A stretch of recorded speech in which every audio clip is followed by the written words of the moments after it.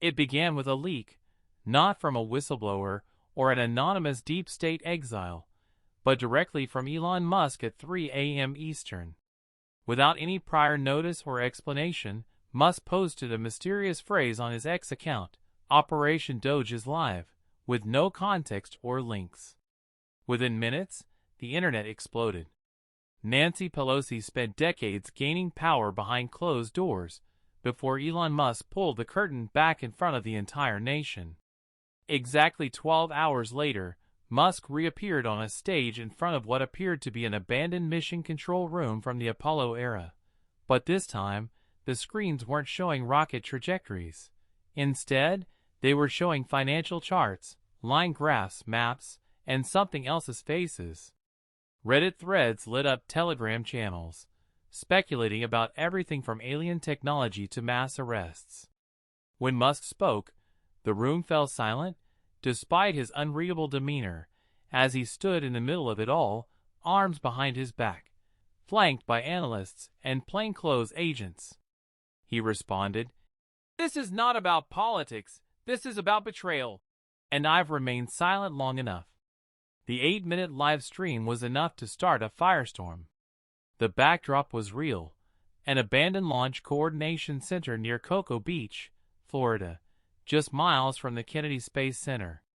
After NASA downsized, the facility was bought privately and left dormant until Musk quietly restructured it as the headquarters for a financial intelligence task force he'd been preparing for years. Musk then revealed the existence of a covert federal partnership codenamed Doge tasked with investigating what he called the systematic laundering of taxpayer money under the guise of foreign aid and humanitarian initiatives. He didn't immediately name the partnership, but the tone made it clear that this wasn't a theory, just an accusation. The names began to flash. A former transportation secretary, an Oregon senator, and 6 aides with ties to charitable organizations in Ethiopia and Myanmar. And then the main screen was filled with Nancy Pelosi's visage. Musk's tone remained the same. Between 2014 and 2021, Representative Pelosi was connected to over $327 million in foreign transfers, none of which were revealed in public documents. Many of these funds can be traced back to accounts held in Luxembourg, the Seychelles, and Cyprus. He paused, and some of those accounts are in her niece's name. People watching from all over the nation were incredulous. These funds went through intermediaries registered as disaster relief organizations and religious charities. The same policy that supported measures for climate funding, government ethics, and foreign aid reform were now being presented as a hoax. Under guises of public service, a scammer, and financial manipulation expert, but the documents kept flowing. They tied back to a wider network of secret assets, according to forensic data that revealed Utah real estate purchases and coastal primary residences purchased under shell companies and promptly repaired, flipped, or rented to government contractors.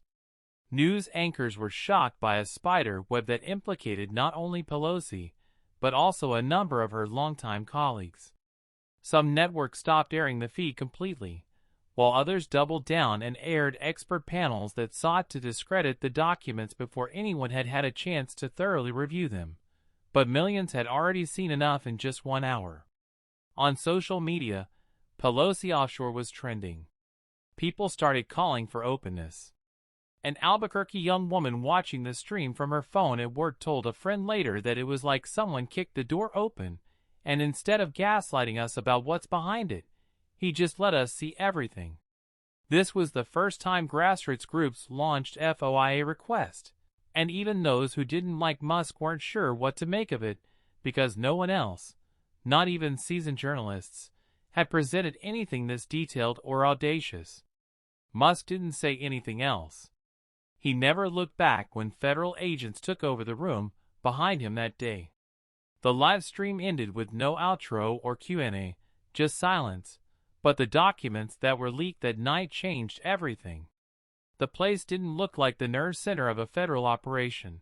Instead, it looked like it had been frozen in time, But if you look past the rusted metal doors and the old launch countdown clocks that were still hanging for show, you'd see something completely different.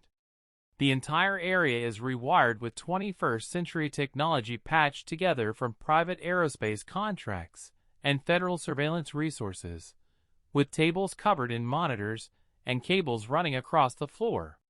This was the center of Operation Doge, and Elon Musk led it like a silent conductor to the majority of the team. He wasn't Elon. He was the leader not out of ego, but rather out of clarity.